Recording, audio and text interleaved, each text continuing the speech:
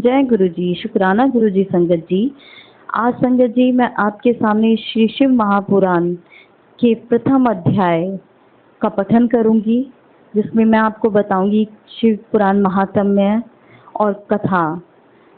जय गुरु जी। संगत जी, शौनक आदि ऋषियों ने सूत जी से एक बार शिव पुराण सुनाने का आग्रह किया। संगत जी, सूत जी ने ऋषियों से कहा, आप सब धन्य हैं जो आपके हृदय में शिव जी की कथा सुनने की इच्छा जागृत हुई। इस शास्त्र का वर्णन भगवान शिव ने अपने श्री मुख से श्री सनत कुमार से किया था, इसलिए इसे शिव पुराण भी कहते हैं। इसके पठन मनन और श्रवण से कलयुगी मनुष्यों का मन शुद्ध हो जाता है और शिव पद की प्राप्ति होती है। संगत जी, जो फल दान एवं यज्ञों के करने से प्राप्त होता है, वही फल शिव पुराण के श्रोताओं को प्राप्त होता है। इस ग्रंथ की 7 संहिताएं हैं संगत जी, जो इस प्रकार है। पहली विंदेश्वर, दूसरा रुद्र, तीसरा शतरुद्री, चौथा कोटि रुद्री, पांचवा उमा संहिता, 6 कैलाश संहिता, 7वां ग्रहयु संहिता। आद्वेता मनुष्य को इस पुराण का हमेशा अध्ययन करना चाहिए। जय गुरु जी। पापी देवराज की मुक्ति की कथा। सूत जी बोले, हे ऋषियों, जो व्यक्ति दुराचारी, पापी, विलासी एवं दुष्ट होते हैं, वे भी देवराज की मुक्ति कथा के द्वारा पवित्र हो जाते हैं। लालची, मिथ्याभाषी, माता पिता को दुख देने वाले दंभी, पाखंडी, क्रूर आत्मा, द्वेषी, पतित, हिंसक और निर्दयी पुरुष भी कलयुग में के इसके द्वारा पवित्र हो जाएंगे। इस प्रसंग में मैं आपको एक प्राचीन इतिहास सुनाता हूँ संगत जी, जिसके सुनने से सभी पापों का नाश हो जाता है। किरात नगर में एक ब्राह्मण रहता था जो बहुत दुराचारी था और दरिद्री था। वह धर्म और वेदों से बिल्कुल विमुख था। वह इतना गिरा हुआ था कि स्नान तक नहीं करता था। उसने अधर्म से बहुत सा धन एकत्र कर लिया। एक बार तालाब पर नहाने गया। उस समय वहां उसे एक वेश्या मिली जिसका नाम शोभावती था। वह उस वेश्या को देखकर उसकी ओर आकर्षित हुआ। वह वेश्या भी उसको देखकर परम प्रसन्न हुई। वे दोनों चिरकाल तक विहार करते रहे। ब्राह्मण के माता पिता ने बार बार उसे समझाया, परंतु उसने अपने माता पिता की बातों पर ध्यान नहीं दिया। उस अधम ब्राह्मण ने एक दिन ईशावत रात्रि में अपने माता पिता व पत्नी का वध कर दिया और उसकी समस्त संपत्ति वैश्या को दे दी।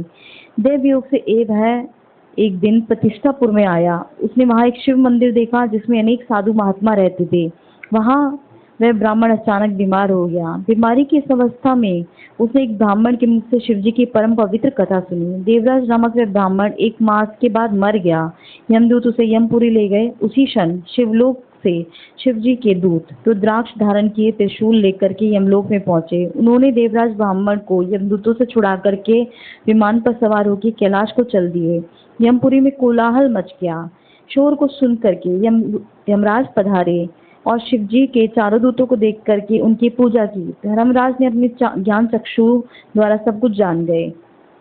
शिव जी के दूतों ने ब्राह्मण को ले जाकर के दया के सागर शिव जी के सम्मुख उपस्थित किया। हे मुनिवर, शिव जी की यह कथा परम पवित्र है, जिसके श्रवण मात्र के महापापी ब्राह्मण देवराज भी मुक्ति पा गया। इसी प्रकार शिव पुराण की कथा की विधि पूर्वक सुनने से अमर फल की प्राप्ति होती है। आइए संगत जी, मैं आपको इसकी दूसरी कथा का वर्णन बताती हूँ। चंचुला की कथा। वाशकाल नामक एक गांव था जो समुद्र तट के पास स्थित था। उस ग्राम के निवासी स्त्री पुरुष सब दुष्ट प्रकृति एवं पाप बुद्धि के थे। मनुष्य पशु प्रवृत्ति वाले एवं स्त्रियां व्याभिचारिणी प्रकृति की थी।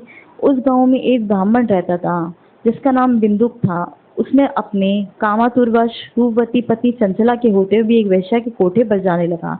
इस कारण वह धीरे धीरे अपनी पत्नी से विमुक्त होता चला गया। कुछ समय तक तो चंचला अपने काम के वेग को सहन करती रही, परंतु दीर्घ समय तक वह अपनी इंद्रियों पर नियंत्रण न रख सकी। वह एक रात को रति करने लगी। एक दिन बिंदुक ने अपनी पत्नी चंचला को परपुरुष के साथ रमन करते पकड़ लिया। वह क्रोध में भर गया। जहाँ पुरुष तो डरकर भाग गया, परंतु बिंदुक अपनी पत्नी चंचला की मुक्कों से पिटाई करने लगा। चंचला अपने पति से बोली, आप मुझे छोड़कर वेश्यागमन करते हो तो मुझे कितना दुख होता है। कभी आपने इसका अनुमान लगाया है मैं अपनी काम वासना को दीर्घकाल तक कैसे दबाए रख सकती हूँ। पत्नी की बात सुनकर के दुर्बोधी बिंदुक ने कहा, प्रिय, तुम ठीक कहती हो। निर्भय होकर के पुरुषों के साथ विहार कर सकती हो, परंतु उसके बदले में उनसे धन कमाओ। उसके धन से हम दोनों का बहुत भला होगा। चंचला के पति की आज्ञा को उसने मान करके पति पत्नी दोनों को कर्म के मार्ग पर चलने लगे। समय आने पर चंचला के पति बिंदु की मृत्यु हो गई। वह नरक लोक में जा करके दुख भोग करके पिशाच योनि में पैदा हुआ। अचानक इसके बाद चंचला भ्रमण करते हुए गोकर्ण क्षेत्र में पहुंची। वहां उसने मंदिर में एक पंडित जी को शिव पुराण कथा सुनाते हुए देखा। वह दर्शित होकर कथा सुनने लगी।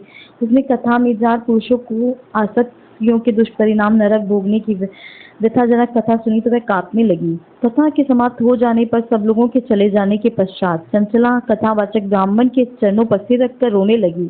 ब्राह्मण द्वारा पूछने पर उसने अपनी सारी कथा सुना डाली। पश्चाताप करते हुए अपने उद्धार का उपाय पूछने लगी। ब्राह्मण ने कहा, जिस शिव पुराण की कथा को सुनकर के तुम्हारे हृदय में विवेक पैदा हुआ है, उसी पुराण को प्रतिदिन सुनने से तुम्हारा उद्धार हो सकता है। जिस तरह निर्मल दर्पण की सही प्रतिबिंब दिखाई देता है, उसी तरह शिव पुराण के सुनने से चित्त में अंबिका सहित भगवान शिव के साक्षात्कार होते हैं। शिव की कथा और मनन करने से चित्त की शुद्धि और गणेश एवं कार्तिकेय सहित शिव जी की भक्ति की प्राप्ति होती है। शिव जी के भक्त उनकी कृपा से देव दुर्लभ मुक्ति प्राप्त कर लेता है। इसलिए हे चंचला, तुम्हारे कल्याण का एकमात्र उपाय शिव पुराण का श्रवण करना ही है।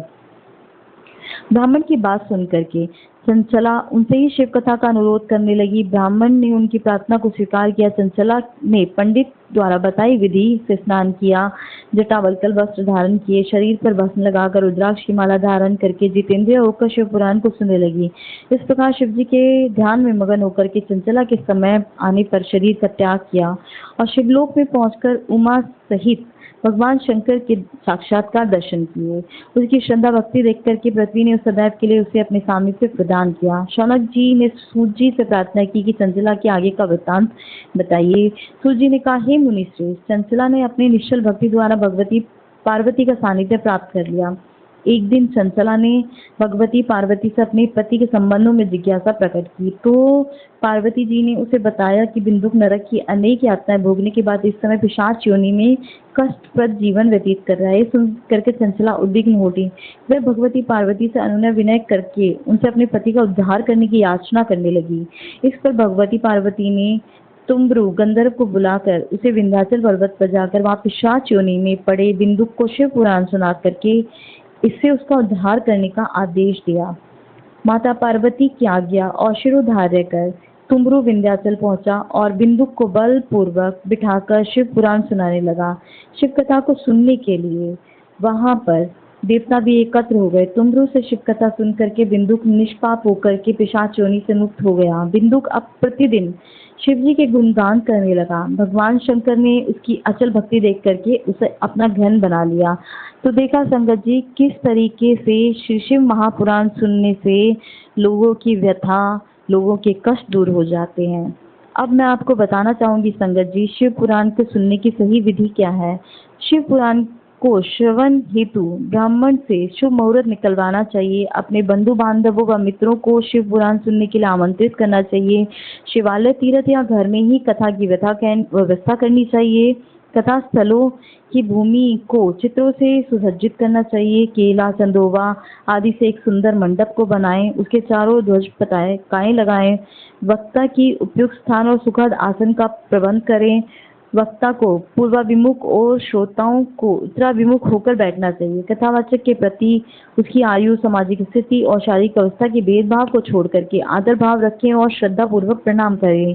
पुराणज्ञ, शुद्धि बुद्धि एवं शांतचित्त ब्राह्मण को अपने यजमान के हित साधन ही अपने पवित्र कर्तव्य समझाते हुए कथा के दिनों में संयम नियम का जीवन व्यतीत करना चाहिए।